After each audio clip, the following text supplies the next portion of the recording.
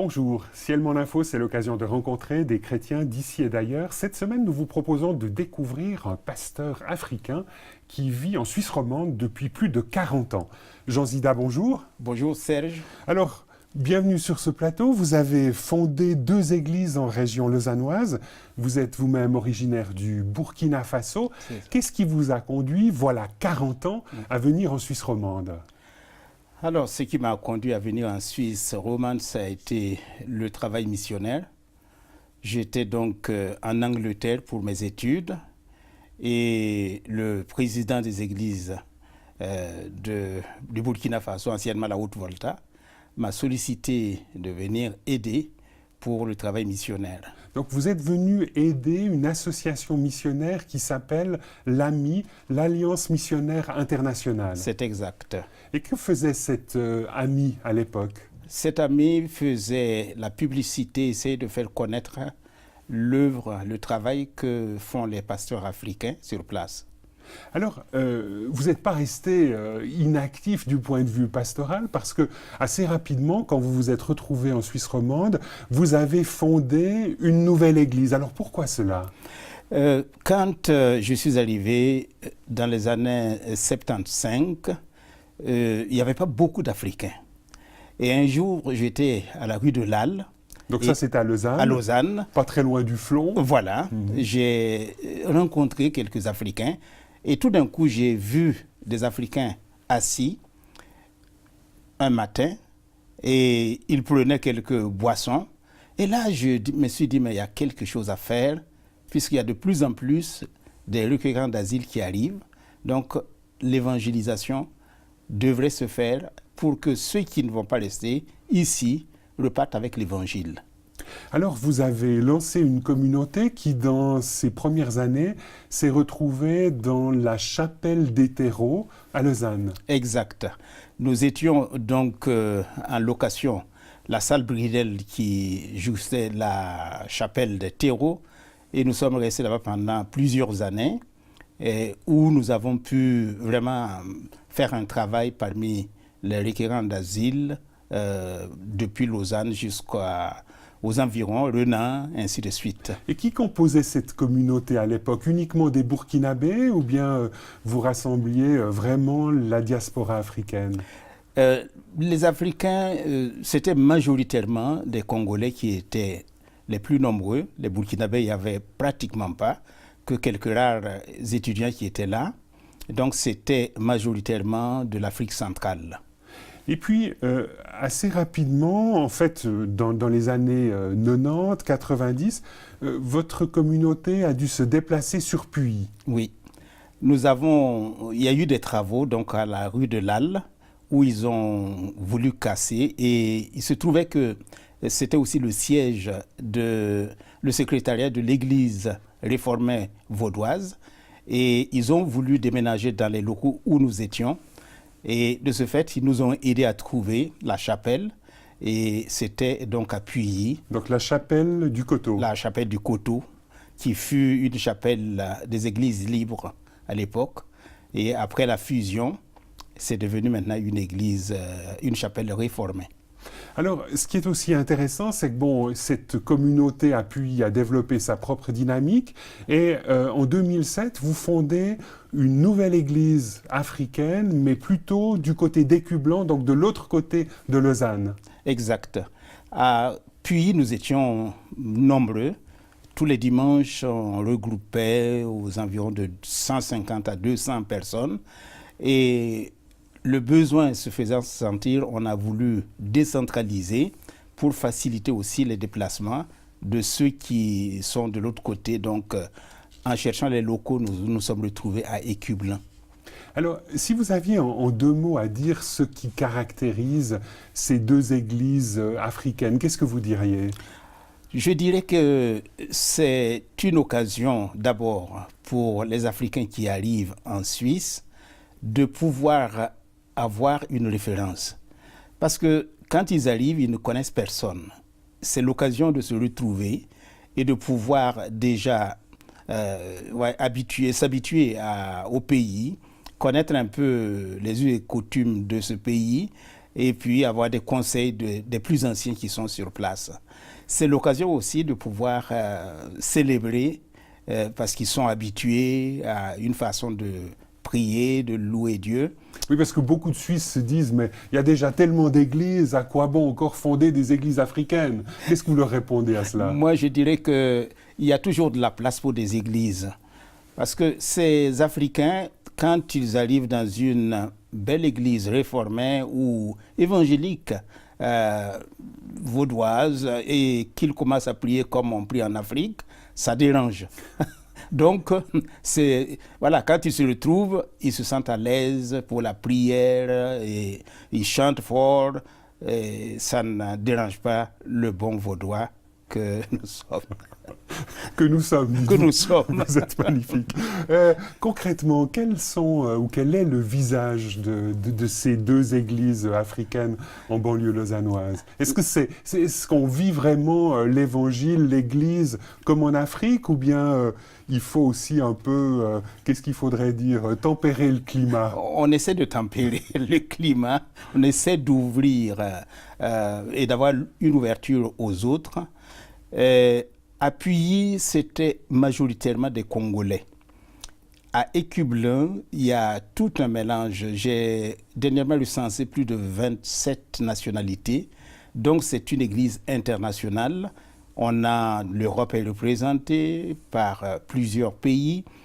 L'Afrique jusqu'à... Donc il y a aussi des Blancs qui s'intéressent à ce type de spiritualité et qui se sentent peut-être plus à l'aise dans une dynamique plus exubérante. Exact. Parce qu'il y a une vie qui se vit, vraiment, c'est animé. Et les gens, quand ils viennent, ils sont contents. D'autres se disent, est-ce qu'on ne dérange pas? Mais non, chacun a sa place et on peut ensemble louer Dieu et ainsi échanger. C'est un enrichissement pour les uns, pour les autres. Donc c'est l'occasion vraiment de se fréquenter. Aujourd'hui, ces deux communautés se sont rattachées à l'Union des Églises évangéliques de Réveil. Exact. Donc vous avez trouvé dans cette fédération évangélique un accueil favorable, une spiritualité qui vous rejoint de manière assez proche. J'ai retrouvé dans cette église l'accueil. Déjà depuis l'Afrique, on a reçu quelques anciens missionnaires qui faisaient partie des églises de Réveil, de France, de Suisse, qui sont venus au Burkina travailler. Donc je connaissais un peu cette église et ne voulant pas travailler seul étant ici, je me suis rapproché de ce mouvement d'église où nous avons été très bien accueillis et on fait partie donc de ces églises depuis plusieurs années. Alors vous êtes pasteur de communautés africaines et européennes, on l'a entendu, c'est un mix, mais aujourd'hui comment est-ce qu'on vit en tant que chrétien africain en Suisse romande? Le chrétien africain vit, quand on se retrouve, je dirais bien, mais dans l'ensemble, on aimerait aller plus loin. Aller plus loin à savoir que nous sommes ici, on n'aimerait pas s'isoler, mais rencontrer aussi les Suisses, accueillir les Suisses, mais ce n'est pas toujours évident. Oui, parce qu'il y a toutes sortes de clichés qui prévalent sur les Africains en Suisse romande. Et l'un peut-être des plus délicats à se dépêtrer, c'est celui qui veut que nombre d'Africains ici, en tout cas des requérants d'asile et des réfugiés, soient perçus comme des dealers de drogue. Exact. Et ça, c'est quelque chose qui vous colle au basket, si on ose expliquer le terme? Ça nous colle vraiment au basket parce qu'il y a des gens qui ne font pas la part des choses. Dès qu'on voit une personne de couleur, tout de suite, on a peur. Je vous donne un exemple. J'arrivais à un endroit donc où vous-même, vous êtes soupçonné un brave pasteur évangélique de Suisse romande comme étant dealer de drogue. Alors, je ne sais pas s'il me voyait comme un dealer, mais la pauvre femme a tout de suite rattrapé son sac, qu'elle s'est rapprochée. Je me suis dit, mais est-ce qu'elle a pensé que je vais voler quelque chose? Mais pour dire que ce sont des gestes qui font que, de voir, on se sent mal à l'aise et on se demande comment on est perçu, comment est-ce qu'on est accueilli. Et ça, effectivement, c'est des fois difficile. Et vous diriez parfois que même vous qui êtes depuis plus de 40 ans en Suisse romande, vous êtes victime de certaines formes de racisme? Ça existe. Vous avez des gens qui vous regardent et qui vous disent indirectement, ben voilà, qu'est-ce que vous faites ici? Et il faut qu'ils apprennent à vous connaître. Et quand ils apprennent à vous connaître maintenant, vous avez votre place et vous êtes accueillis, vous êtes intégrés. Mais cela ne se fait pas facilement. Il faut du temps. Est-ce que c'est un sujet que vous abordez régulièrement dans les deux églises que vous avez fondées en région lausannoise? Ce thème du racisme dont les Africains peuvent être victimes ici en Suisse? Alors, on n'aborde pas ce thème directement, mais on essaie d'aider les gens. Et c'est aussi une des raisons que nos églises ont de la place ici, c'est qu'on aide les Africains qui arrivent à rencontrer les Suisses en expliquant certaines choses qu'il ne faut pas faire, notamment par exemple le bruit, même pour nos cultes. Très souvent je dis mais il faut diminuer le volume, il ne faut pas que ce soit trop fort. Oui, parce que quand on a vécu l'Église dans certaines régions d'Afrique, c'est vrai qu'il y a des églises, en tout cas dans certaines régions, un peu partout, et finalement la force de la communauté locale se mesure souvent au nombre des décibels qui en émanent un dimanche matin. Exact. Plus c'est fort, et plus c'est spirituel. Mais ce n'est pas toujours agréable pour nos oreilles. Donc voilà, un exemple simple pour aider à comprendre qu'il faut aller doucement, que même quand on ne crie pas fort, Dieu entend et que la louange ne doit pas être quelque chose qui va déranger le voisinage. Donc ce sont des choses simples qui aident à l'intégration. Quels sont les autres défis d'un pasteur africain en Suisse romande? Il y a quelques défis à relever. L'évangélisation, parce qu'il y a des endroits, par exemple sur Lausanne, on a l'autorisation de sortir pour l'évangélisation, ce qui nous réjouit. Donc la possibilité de chanter, par exemple, sur une place publique et de témoigner ainsi de ses convictions. C'est surtout pendant les fêtes, nous, les nocturnes à Lausanne, on a toujours eu l'occasion de sortir, d'avoir des emplacements où on peut chanter, distribuer les traités pour dire qui nous sommes, et cela se passe très bien.